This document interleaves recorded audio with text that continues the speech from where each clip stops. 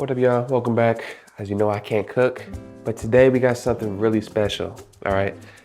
Stick with me because I got the title for this one. You read the title, but I'm gonna say it again anyway. Deconstructed dragon chicken onigiri. That sounds crazy, right? Let's get right to it. Before we even get to the ingredients list, you're gonna wanna preheat your oven to 425 because we're gonna run through this quickly. It might take you a little longer if you're like doing this, treating this like a tutorial, but I'm familiar, so we're just gonna go right ahead. Here are your ingredients, flash flood. We got some hoisin sauce, we got some oyster sauce, we got some hot sesame oil, we got some soy sauce. And then because I don't have mirin, I am instead using rice vinegar and honey. And I also have some fresh ginger. Now that's gonna be for the sauce, but for the chicken, we're gonna keep this pretty simple. We're gonna use some Kinder's wood-fired garlic, some cayenne pepper, and some salmon rub. We're going with the boneless and skinless chicken thighs from Costco today. Preference is up to you. I like the skinless because it's healthier and it's like the flavor soaks in better. And then for the seaweed and rice, if you're like a purist to the game, this might offend you or something, but we're going with this, bro. Like I'm not making rice with this. You can. Homemade rice might taste better, but this is pretty good too. And we got some seaweed from Trader Joe's. All right, now this is gonna be the most time-consuming part. You're gonna wanna open this up and we're gonna cut this into small pieces. I'll just show you what that looks like.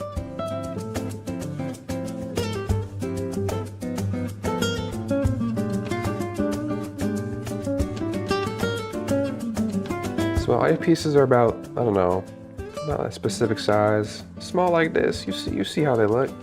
You're good. I actually forgot to spray this as always, so I'm gonna transfer this into a bowl real quick. All right, this is where your familiarity of the channel and its practices really come into play here because it's gonna look a little lawless for a second. So to season this, I'm kind of doing this on the fly because now it's in the bowl. I might just try to put the seasoning like in the bowl and then just like hand mix it and like slowly put them in the thing and then just do that layer by layer and we'll see how it looks. Maybe add some at the at the end, but let's just give it a shot.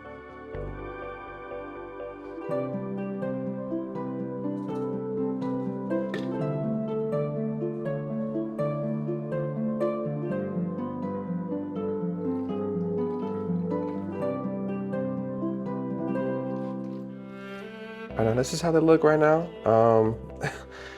Over seasoned, under seasoned, I don't really know, to be honest. You be the judge.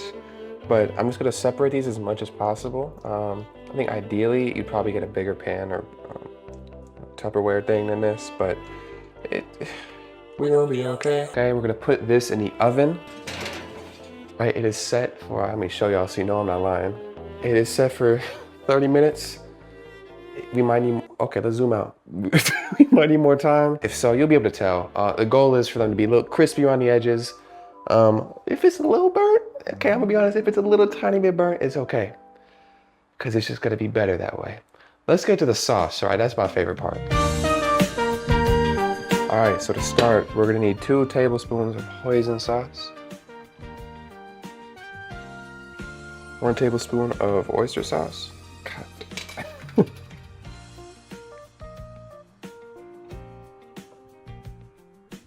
1 teaspoon of soy sauce. I got some low sodium Kikkoman here. Then you want to get your sesame oil. I got the spicy kind. It doesn't have to be.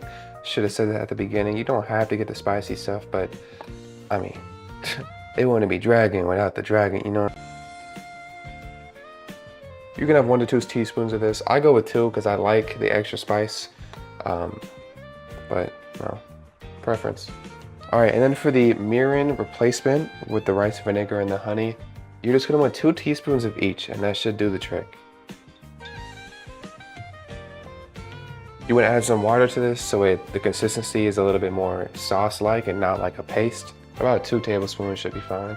And then last but certainly not least, you want that fresh ginger. This smells so good. You should probably take the skin off, but I live life on the edge.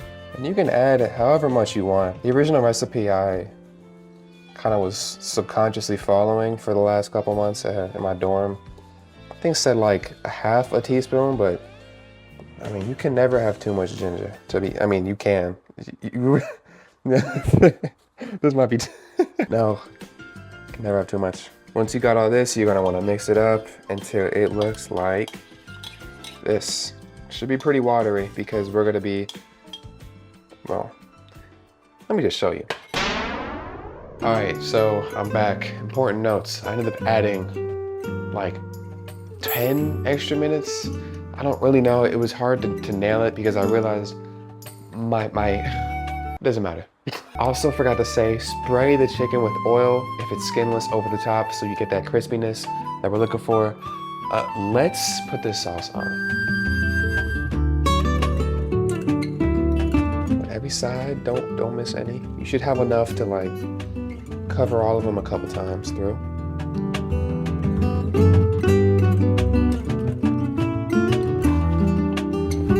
Let's plate this thing. All right.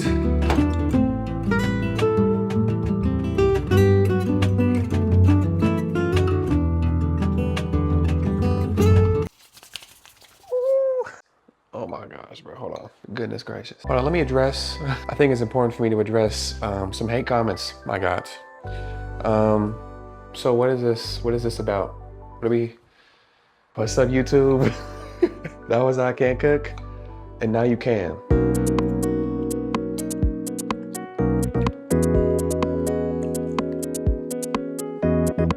I've made better, unfortunately. I've literally made better.